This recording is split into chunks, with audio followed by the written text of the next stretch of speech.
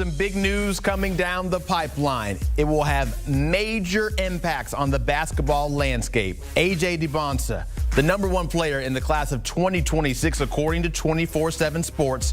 He's a 6'9" forward, and he dominated at Peach Jam this summer. He averaged 25.8 points per game and then helped lead Team USA basketball to a gold medal at the FIBA U16 Americas Championship in June. Plays ball out in Napa, California at Prolific Prep. You see him #1 according to 24/7 Sports for the top 10 of the class of 2026. His teammate Tyran Stokes is a #2 player.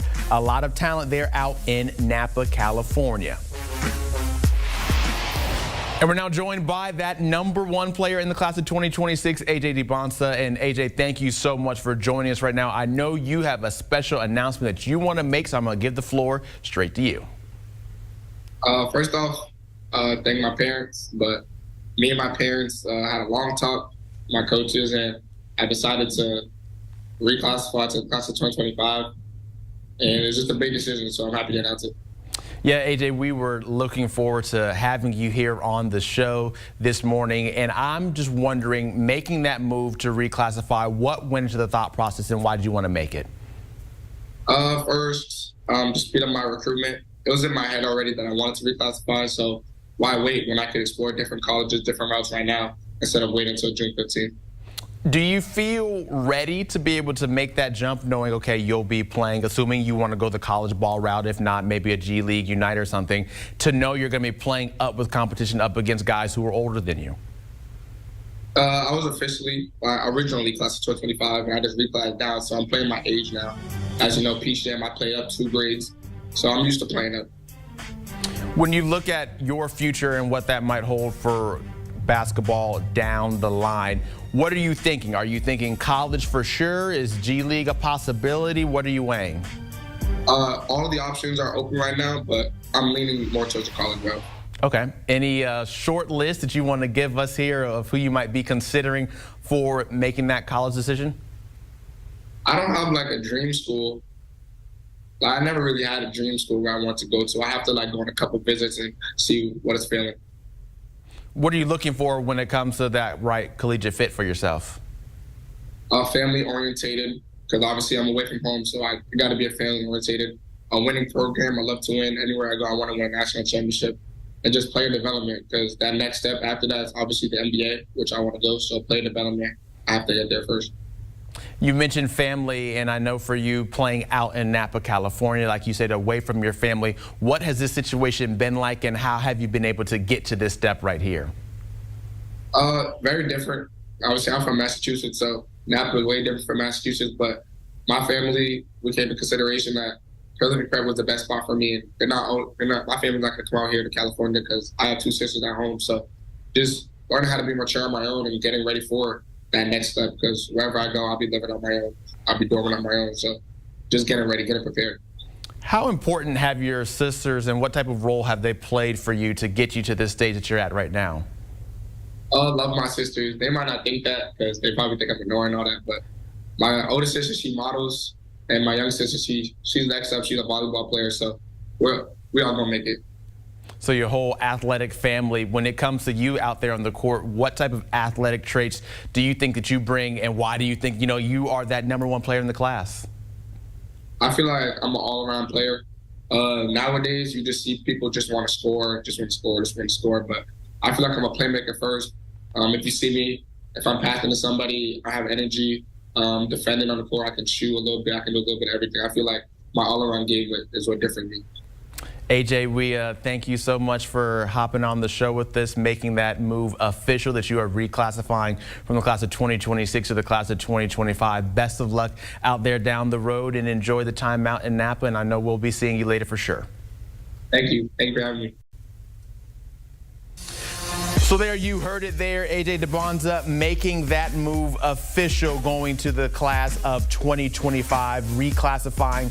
He now will go from number 1 in the class of 2026 to now being the number 1 player in the class of 2025. Playing ball out there in California, he hops over the former number 1 in the class of 2025, and that is Cameron Boozer out of Columbus High School in Miami. If the name sounds familiar, it is because he is the son of Carlos Boozer, a 6'9" forward, considered by many to be the modern power forward with his size, skill, and toughness. So as we take a look now at the new top 10 as it stands for the class of 2025, and you have AJ Dybantsa right there out of Prolific Prep in California at number 1. Number 2, sliding down 1 spot, is Cameron Boozer out of Miami, Florida.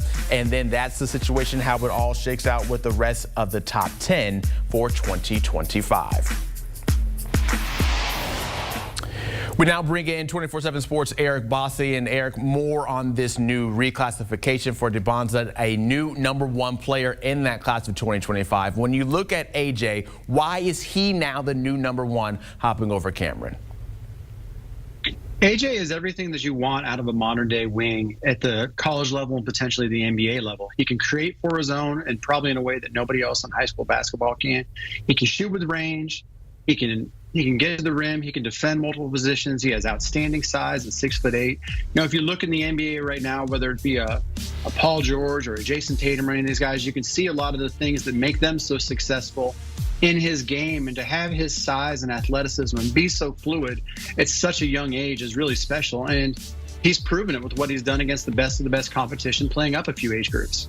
Yeah, he mentioned that and how he was able to do well out there at PGM, playing up a little bit. What separates him from Boozer? Their playing styles, it seems like AJ is a little bit more of a slasher and Boozer a little bit more of a bruiser. What is the difference between them?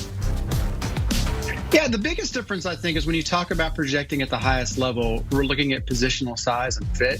Boozer is very, very skilled. He fits the mold of a modern-day four-man, but at about 6'8", 6'9", he does have a little bit of tweener size, whereas AJ at 6'8" and a true wing, he's got that true next-level size and position. And also, at the end of the day, the game of basketball is about who can put the ball in the hole, who can you throw it to in a one-on-one situation and say, go get me a basket. And he's that guy who potentially projects as that isolation guy that when you need a bucket, go get it to him. But it's a very close race.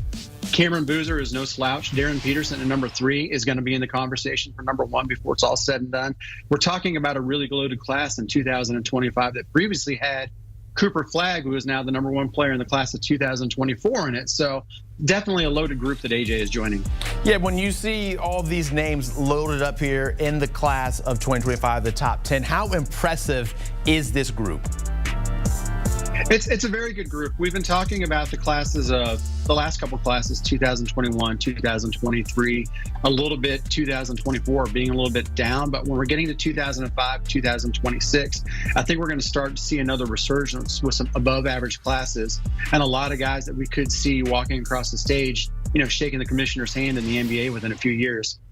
So we just heard from AJ. He kind of touched on a little bit of if he's weighing and leaning more towards college or like G League Unite type situation. Says he probably wants to go college. What are your sources telling you?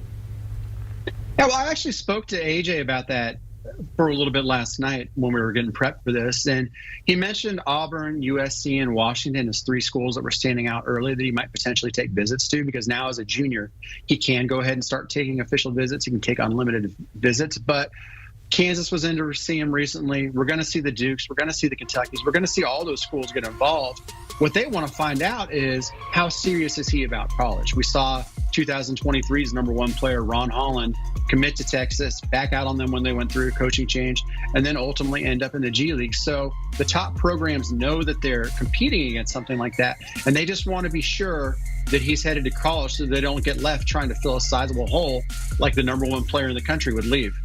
Yeah, so you look at the number 1 player in the country leaving the class of 2026, so that then opens up a new hole for a new player to fill that spot in 2026. Who fills that role now? It's his high school teammate, Tyran Stokes. And as far as I know, I haven't seen it in my 24 years in the business now. There may have been a time where there were randomly a couple guys on the same team that were ranked number 1 together, but it's really a special situation what you're looking at out here. And Prolific has really emerged as a powerhouse. They kind of got put on the map a few years back when Josh Jackson, who ended up going to Kansas, was the number 1 player in the country and went there. They had Jalen Green a couple years ago. Gary Trent is successful in the NBA right now. Now they can go and say, look, we've got the 2 number 1 players in the country, the number 1 junior and the number 1 sophomore. It's really something special, and it's going to be a lot of fun to watch these guys play together this year as they fight to hold on to those top spots. Yeah, certainly a lot of reason to keep up with Napa, California, and the basketball that they have going on there. Eric Bossi, thank you so much for joining us as we had that breaking news of AJ Dybantsa reclassifying to the class of 2025. And for more sports, especially at that collegiate and high school level, always check out 24/7 Sports. They have wall-to-wall coverage, the recruiting rankings. They have you covered all the time, as well as what's going on in the transfer portal, because things are always shaking and changing out there in college athletics.